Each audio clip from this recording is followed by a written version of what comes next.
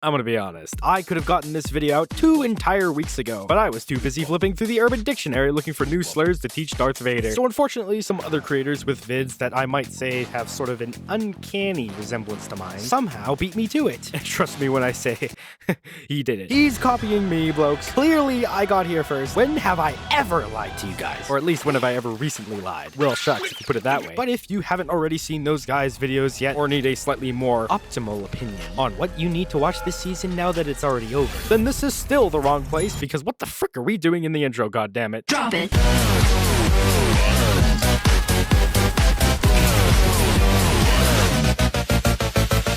Binge Watch is one of those shows where you absolutely cannot miss the opening theme song, mainly because that's the only part of the show that I actually enjoyed. But hold on a second, before we get into it, let's all take a moment to laugh at the Rent-A-Girlfriend fans this latest chapter. Look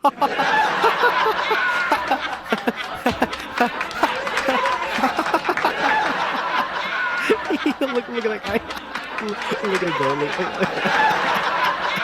go. You read shit, you deserve shit. Okay, now that I got that off my chest, let's get straight to the main course, because I can't wait to share with you some of the lols that this show has in store just for you. Speed run, bitch! This is a witch, this is an ogre. Ogre babysits witch because bad thing might happen in the future. She wants to fuck him. Bam! Done. You proud? Now it's a comedy, and we all know what comedies are supposed to do. Make me laugh. So let's get a taste for ourselves of what the average joke looks like. To set the scene, the witch is moving boxes into her bedroom, and to make it easier, she uses a spell to split her in half so as to carry more than a singular box. Except each clone can only carry half the weight now, and also she's an idiot, so they both carry the one box only to split herself again. Because she's dumb. Get it? They all start carrying the exact same box in. But to top it off, the ogre goes ahead and starts explaining the joke to the audience. I have eyes. They might not be looking at your face, but I do have them. This continues until she turns back and apologizes. Mind you, this took 6 whole minutes of the episode to set up this joke. Honestly, I enjoy watching this anime to see how the author can set up a perfectly good joke and then somehow manage to miss the punchline every single fucking time. Honestly, he's talented. Dude's practically the darkness of comedy shows. But enough about the humor. The main couple looks cute, so how about the romance? Is that any good? Exactly the same as the jokes. Good setup, but always ends up feeling poorly executed. Now, apparently my opinion is an unpopular one, because according to those who voted on Anime Trending, Witch watched one episode of the week multiple times over the past season, so do whatever you want with that information. C tier, can't recommend. Vigilante was supposed to be my hero, but for the straights. But the more I watched it, the more I realized what made this show different was that there are parts in this show that don't make you feel like you're regressing. The comic-styled editing is definitely nostalgic if you ever read American comics, which I have not. I read manga and chapter books because I'm a big boy. Anyways, the MC is apparently in college, a fact I have to constantly remind myself of because, well, just look at that forehead. Set in the same universe as my hero, we follow Koichi, a college student with an ability to hover over the ground, until he finds out he can also fly. But we'll get to that. One day, Koichi saves this idle girl from turning it into a dojin, and then gets himself saved by a guy that has no powers, but is just so strong that it looks like he has powers. And together, they fight crime without a hero's license. Other than the visuals, this anime is above average. As a guy in his 20s, I couldn't help but feel like I would have enjoyed this a lot more before I was introduced to alcohol, but it's okay. I can still appreciate it. Most of it. Until it got rid of its literal biggest selling point, which was making use of a shitty-ass ability, which for no good reason got turned from awkward straight into the Flash that can fly. Whatever the case, it isn't terrible. In fact, it's half decent. And even after all the shitting I just did, I'm going to throw this into A tier, because it's better than whatever I'm putting in B tier. Yaiba Samurai Legend is the newest remake by Studio Wit that nobody asked for, and is actually, surprisingly, isn't that bad. Being that guy whose first anime was Sword Art Online, the animation threw me for a loop. I'm not a fan of whatever this art style is, and you can call me a fake fan or whatever, but this guy's barber should be in the next Saw movie for whatever he's done to this poor kid. Regardless, I reluctantly watched it not expecting much, but after a few episodes, it hit me. Not a thought, it was a car to be exact, but that's not the point. This is actually kind of fun. Yaiba trained with his father in the jungle fighting Mother Nature until it got overrun by baboons, driving them to flee back to Japan. Kinda. Paraphrasing. They then stay with one of his father's kendo competitors, where Yaiba begins to spend all of his time following the competitor's daughter to kendo school, where he meets his arch enemy, who beats his ass right off the bat. Yaiba then swears that when they have a rematch, he will most certainly win and become the best kendo master in the world. And the show does follow this for about 2 episodes, until this turned into Dragon Ball Z, but anyways. This show is a good time waster. Being Wit Studio, the fights are pretty clean and well choreographed, and the characters are pretty lovable, but at its core, this is a lighthearted lighthearted comedy action show with nothing extremely special other than its art style. A fun time, not the funnest, but still fun, basically a low A tier.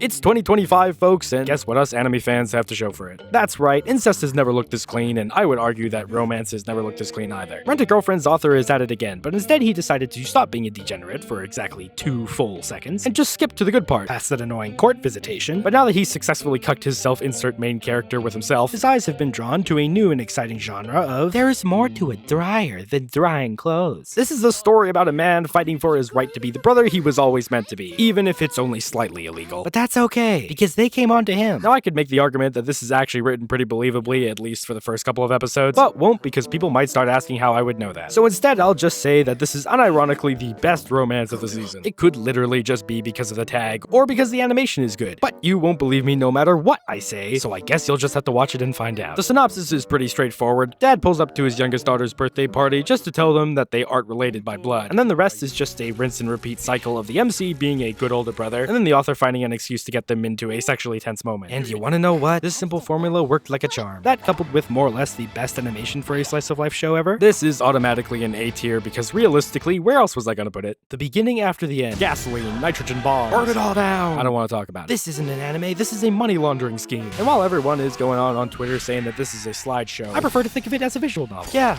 ain't so bad anymore now, is it? It's got the voice acting, the subtitles. All we need now is a title screen and an exit button. Great visual novel, 10 out of 10, but I guess it just found the wrong audience. D tier. Kowloon generic romance was marketed as an adult romance with a sci-fi twist. But what they didn't tell you was this show is actually a yaoi, with a straight romance twist and a side of plastic surgery. Shout out to those yaoi fans out there. Hope you enjoy this one. This show is comprised of 30% plot, 10% romance, and 80% two men passionately going at it. Did you know that this guy has both genitals? I can work with that. Let's throw the story at you. The main girl has no memories, but for some reason isn't really bothered by this fact, and instead just focuses on her romantic feelings for her co-worker who keeps on rejecting her, while also making advances on her at the same time. Then she finds out that she's a clone of his old co-worker who acts completely different, but is also dead. Meanwhile, there's a flying saucer in the sky, but ignore that because I still have no fucking clue what that does. This guy's friend is banging the current owner of the same saucer, and this pizza delivery man can't see anyone but the bartender. And I think we both know why. This show has a very unique aesthetic. The mystery of what even the hell is going on can be interesting for sure, but unfortunately it takes way too long to reveal anything of note, and also the pacing is dog shit. We also just kept getting sidetracked on what was supposedly a yaoi subplot, which started to feel like the main plot. And that's okay, as long as you tell me beforehand. But I came for the fan service, dog. Do you know why I started watching this? Because this scene came on my Twitter feed and my second brain told me that I didn't have a choice. This is a low A, high B type situation, and I'm probably not gonna finish this because it's honestly not my genre. I'm sure a lot of other people might find this interesting though.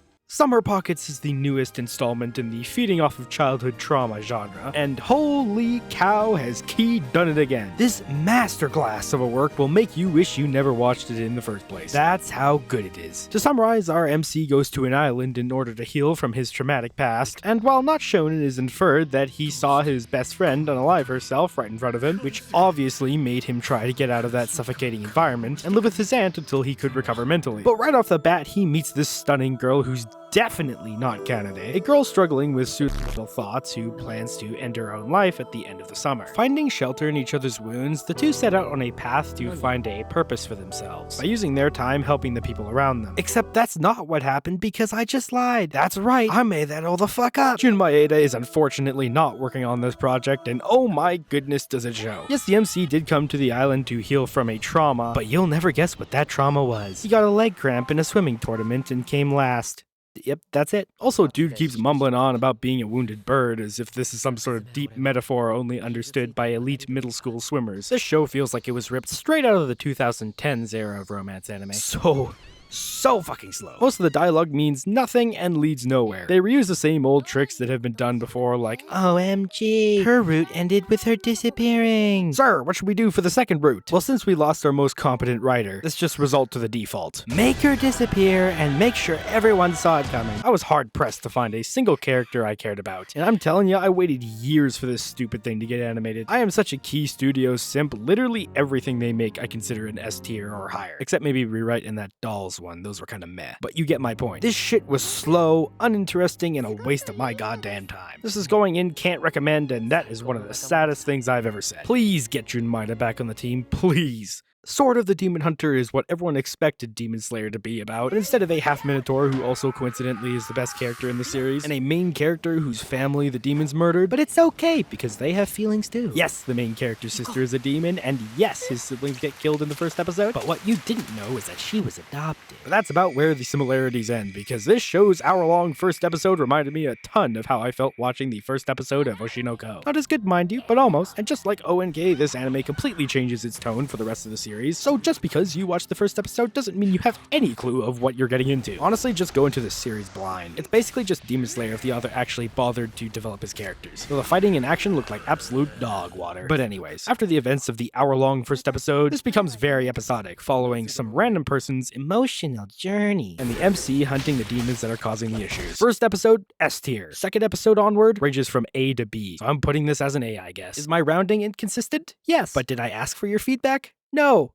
No, I didn't. China is back in the game with 3 goddamn bangers, and in this variation, China decided to propagandize us with legally distinct Pokemon. Now, I've never even played a Pokemon game, let alone wanted to, but as an outsider looking in from the outside, this show is pretty fun. So Fan wakes up in another guy's body after he lost in a competition by being eaten by his own pet goldfish turned zombie, and upon returning to the sect that he founded, he discovers that it is absolutely crashed and burned in his absence. What competent students! And so Fan sets out on a journey to re-establish his organization with the few people who are still remaining. And to do so, he must utilize the 2 shittiest pets you could possibly think of. Oh, also the guy whose body he possessed is wanted for SA or something. Automatic S tier writing there, boys. Cinematic masterpiece. This show is really fucking stupid, and I love it. But also, these fight scenes are cool. And the humor and characters' on-screen chemistry reminds me of that time I went drinking with my homies, only to wake up that morning on someone else's roof. Good times. I won't go so far to say that this is a must-watch, but it is an S tier, and I'm not even gonna try to make that make sense.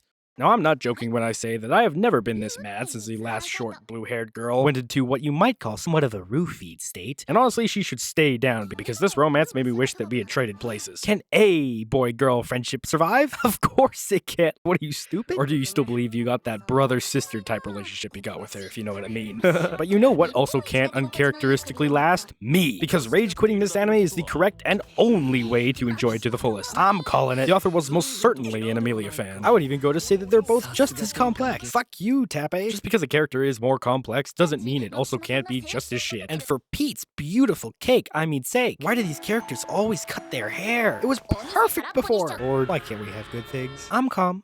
It's okay. It's okay. I'm fine. I'm always fine. So main character has a cute little dream of becoming an accessory maker, and to achieve this, he sells his soul to Miss Bitch over here, whose family promises to take care of his financials in exchange for selling their unwanted daughter to him in marriage. Unofficially, of course. She is an emotionally unstable, whiny, annoying, lying piece of garbage. She uses every opportunity to burn every bridge and ruin everything for everyone, including herself, before coming waddling back demanding that it was his fault. Oh, but it gets better. Because then the author dangles a clearly superior girl, just so that the MC can continuously reject her in exchange for this loser. I might sound frustrated. A bit. Just a teeny bit. I'm definitely not getting flashbacks to my previous relationship. I promise. Garbage, Z tier, fuck you. I wouldn't marry her even if you paid me.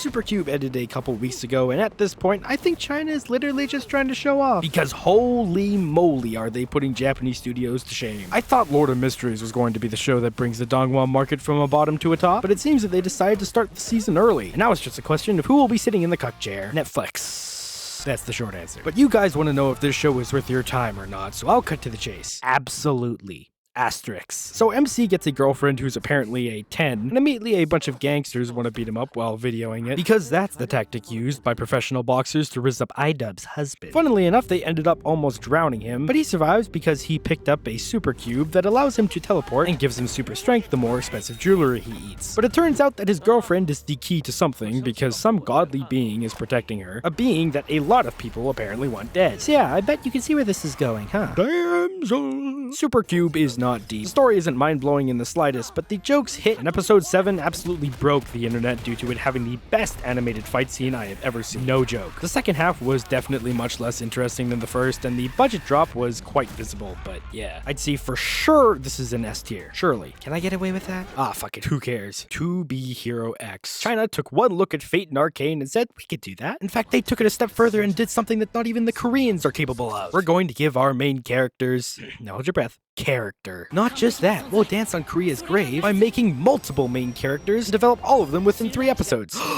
Hire every goddamn high-profile thing we could think of and slap it on top of this bitch. We're about to show those Japanese the power of not paying your workers. So they hired the writer of Link Click and said, don't worry about the budget, cook, baby, cook. Now when I saw Crunchyroll swinging their fat logo over top, I'm not gonna lie, I was slightly skeptical. After watching a single episode, nah, this shit god tier. Lee Howling, I'm sorry I doubted you. Now please bear my children. In case you're still living under a rock, here's a simple premise for you. Superheroes get their powers from how much fame they have, and in turn, villains gain power by how many people fear them. But there's a catch. What the majority of people think your ability is can also change how your ability might work, or even what you are or aren't allowed to do. To illustrate, if enough people started believing that I took 18 shits a day, then my bowels would start responding appropriately. Now it's hard to set up the story much more because every 3 or 4 episodes focuses on a new set of characters that will all tie into the next person's backstory and so on. But if you know anything about Link Click, then you'll know that this story is going to be f***ing complicated. Just watch the first episode and I guarantee you'll regress into a baby watching Cocomelon. You can even influence the show by voting on who your favorite hero is, something that can change the events of season 2. Holy, and the art style and 3D animation is so fucking cool. Almost holding a candle up to Arcane's animation, while also playing a massive role as a plot twist. There's a spoiler literally hidden in the SFX. With no source material to spoil the rest of the show for me, I can't wait to see how this all ties itself together. This is a full-on contender for Anime of the Year, but we'll see what happens with Lord of Mysteries and the rest of the summer lineup. But with that said, God tier. Fuck, I forgot to write an outro. Thanks to all the simps who liked and commented on this video, and welcome to all the new boys coming in from my shorts content. I love you guys. Mwah. If you'd like to support me so I can keep making these stupid videos, consider selling one of your kidneys and becoming a member. Anyways, I'm done plugging myself. Have a great day. Bye!